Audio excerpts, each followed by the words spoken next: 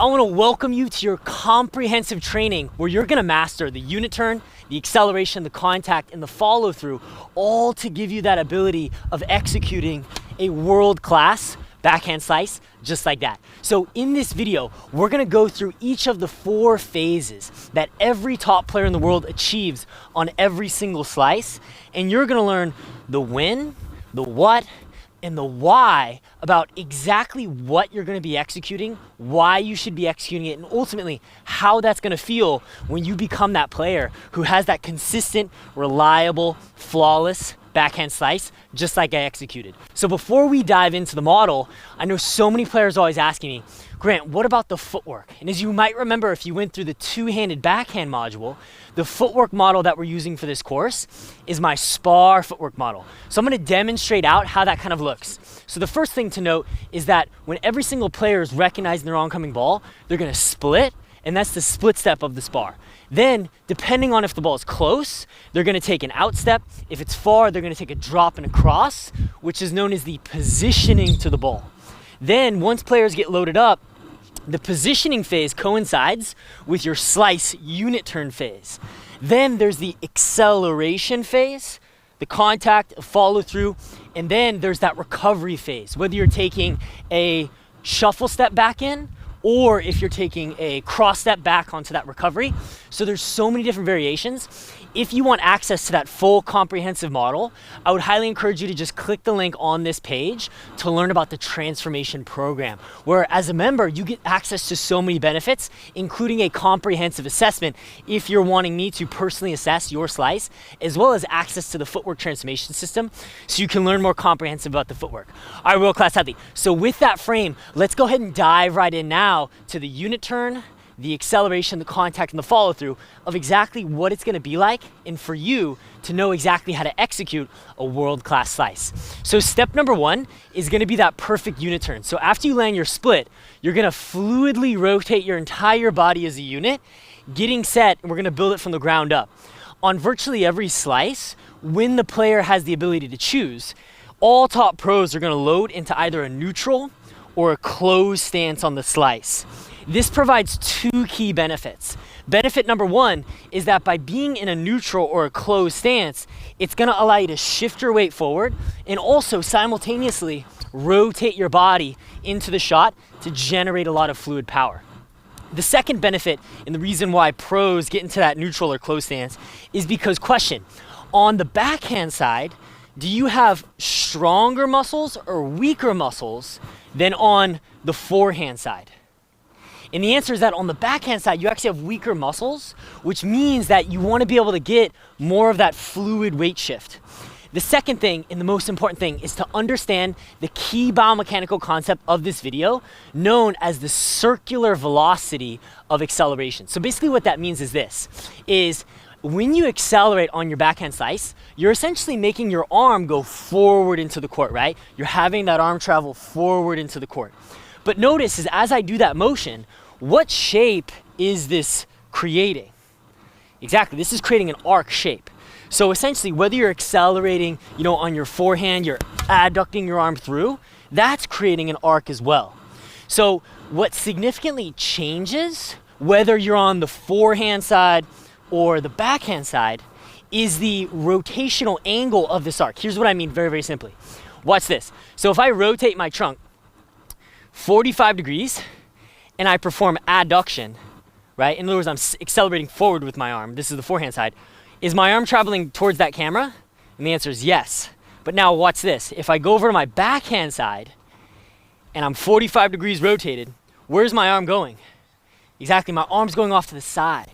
So the second reason why every pro is going to try to get into that neutral or closed stance is because if they weren't, their racket would then be traveling off to the side.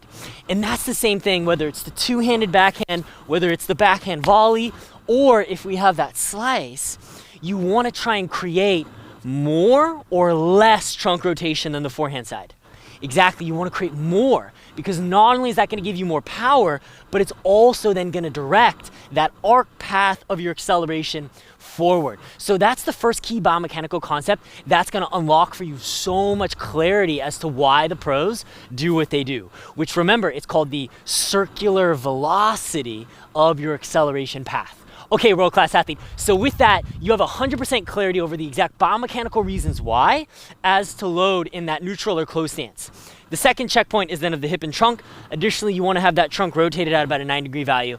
Now let's dive into the 4 anatomical checkpoints associated with your actual right arm. So the first thing to notice before we even go into those is with the grip. The grip on that slice is you want to be using that comfortable, confident continental grip just like that. That's going to allow you to get that perfect contact point in front just like that and generate the maximum slice and effortless power. So with that continental grip, with that perfectly positioned unit turn, the first checkpoint that we want to assess is going to be how high should we raise our elbow. This is called shoulder flexion. This is called shoulder extension.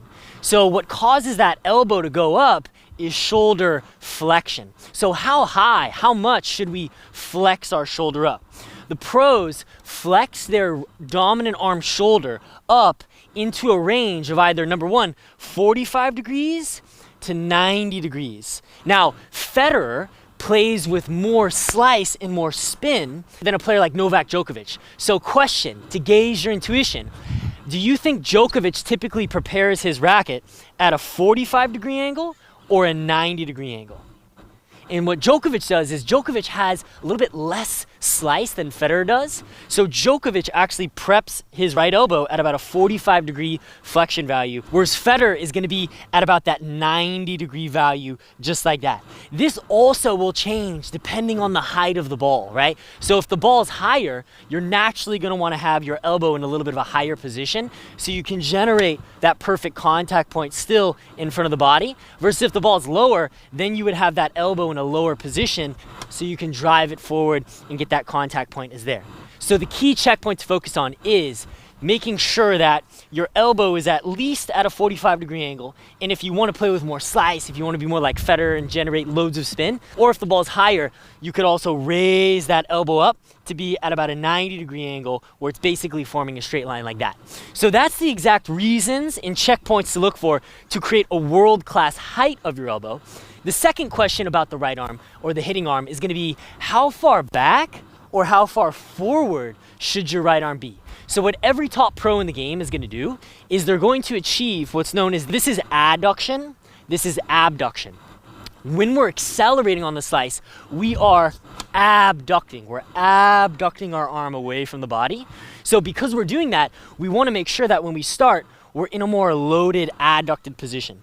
So the pros achieve anywhere of this value from about a 15-degree adduction to a 45-degree adduction. So again, this is preference depending on how much power do you want to be generating. If the ball is, let's say, coming at you at literally like 90 miles an hour, would you want to have your right elbow in a more adducted position, or would you want to have it at that 10-degree value? And the answer is because you're receiving more pace, you would naturally need less power from your arm. So in that case, you could actually just adduct at about that 15-degree value, just like that. All right, world-class athletes. So that's the intuition around exactly how high your elbow should be and how far back your elbow should be, all to give you that split unit turn, just like that. Third checkpoint of that hitting arm structure is going to be how bent should your elbow be? So this is one of the values that stays the same across every single type of shot. Whether you're at the 10-degree adduction, 45-degree adduction, or whether at the 45-degree flexion or the 90-degree, always want to have your elbow bent or flexed at a 90-degree angle. So always be looking for, from that back angle, you see that your elbow is bent at a 90-degree angle. So those are the 3 checkpoints of the bigger muscles of the shoulder. The fourth and final checkpoint associated with a world-class arm position to give you that ability of generating effortless, flawless slice that just feels so amazing. Like, come on, it feels so good.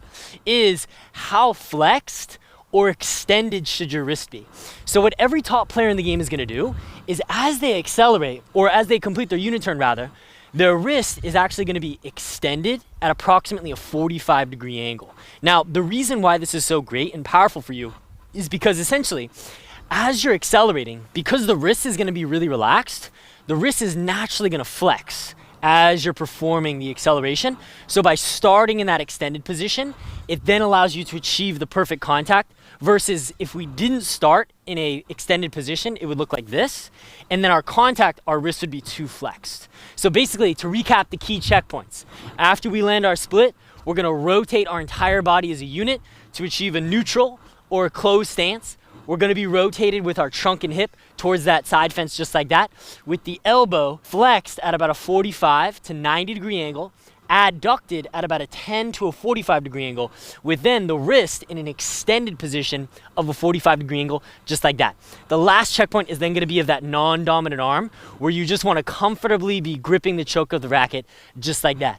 By ensuring that you're just getting those perfect values of the right arm, the left arm is gonna flawlessly take care of itself. All right, world-class athlete, so we've covered already so much, but I hope you now have so much clarity and are also going through this video step by step, frame by frame, with your footage out and with the downloadable PDF out, because by having footage of your stroke out as well as the downloadable PDF, you're gonna be able to in real time assess, oh, got it, that's why maybe my slice isn't getting as much effortless power, because my elbow's too low or my elbow's too abducted. You're gonna have that 100% confidence and clarity to know specifically for you what to improve. So now we've covered everything that there is to know about achieving that perfect unit turn position. Now let's dive into the acceleration. So as top players in the world accelerate, they're gonna focus on, from the ground up, first shifting their weight forward into contact.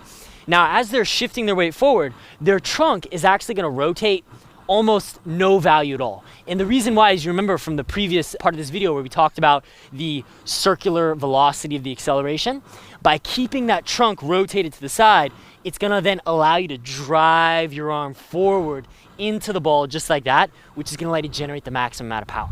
So just focus on, from that back angle, seeing your weight shift and your trunk stay facing towards that side fence. Now, as you're accelerating, you wanna focus on then creating 3 acceleration values of your hitting arm.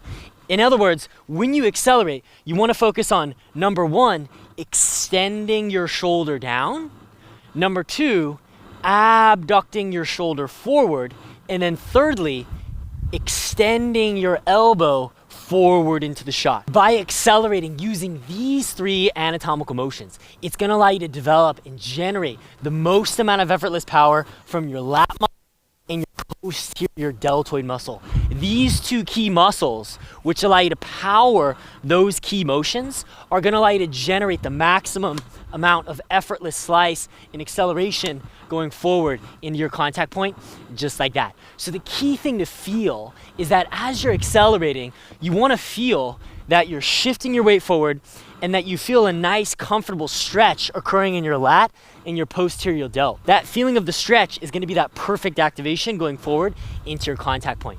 So now that we've covered exactly how to accelerate, what we're gonna go for is now the contact. So the key value first of how high or how low should your contact point be.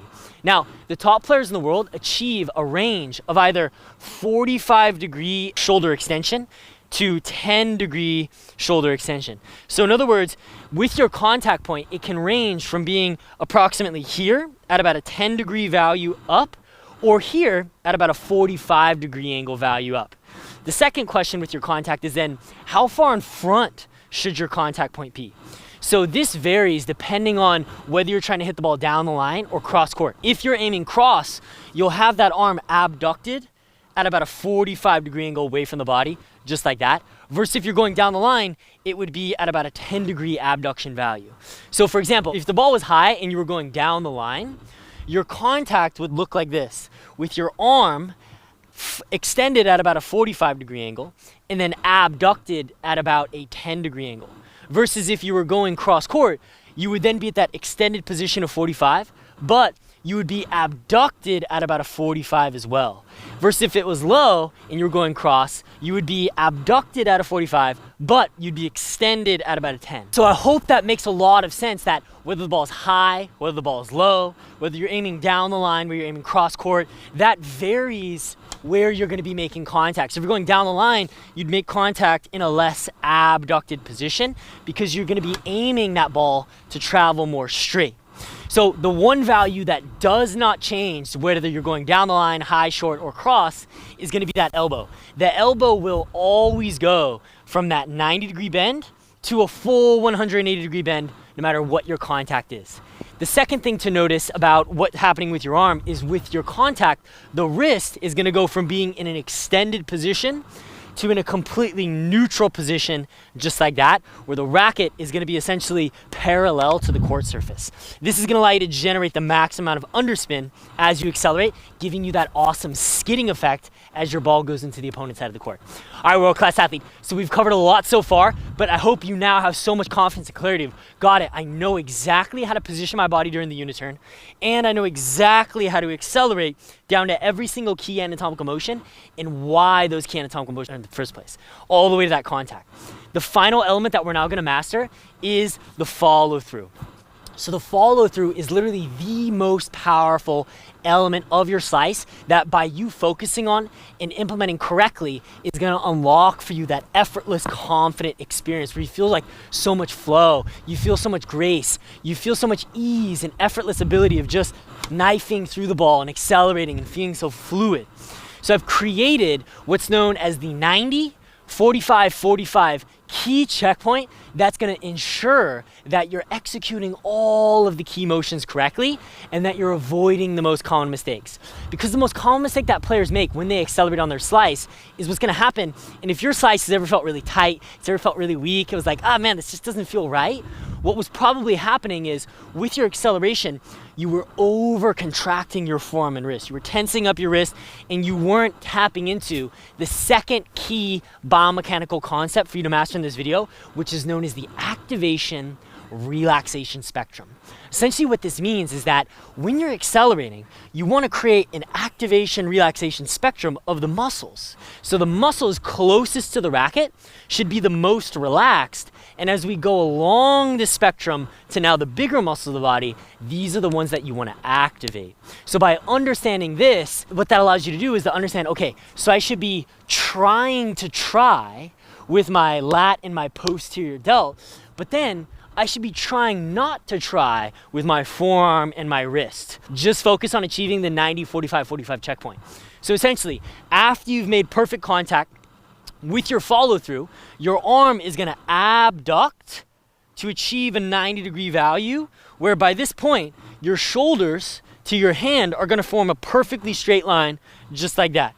So that's the 90-degree value. So as you follow through, there would be your contact, here would be your follow through. Now you're in an abducted position of 90-90. There's then gonna be two 45-degree angles that you wanna look for that the pros achieve on every single shot. So I hope you really appreciate, wow, it's so well broken down for me right now. If I just achieve this 90, 45, 45 checkpoint, I know that I'm accelerating the right way. I know that I'm following through in the right way. I know that I'm using the right muscles and avoiding the most common mistake. So once you get to that 90 checkpoint, look for two 45-degree angles. From a side angle, or you can see from a back angle, but just not as precisely, is notice that your arm should be on a flexion extension at about a 45-degree angle. Here would be 0. Here would be 90. You should see that you're at a 45-degree angle, in other words, how high your arm is. And second, you should see that your racket is at about a 45-degree angle inside the court. Here would be a 90-degree angle, so you're looking for that 45.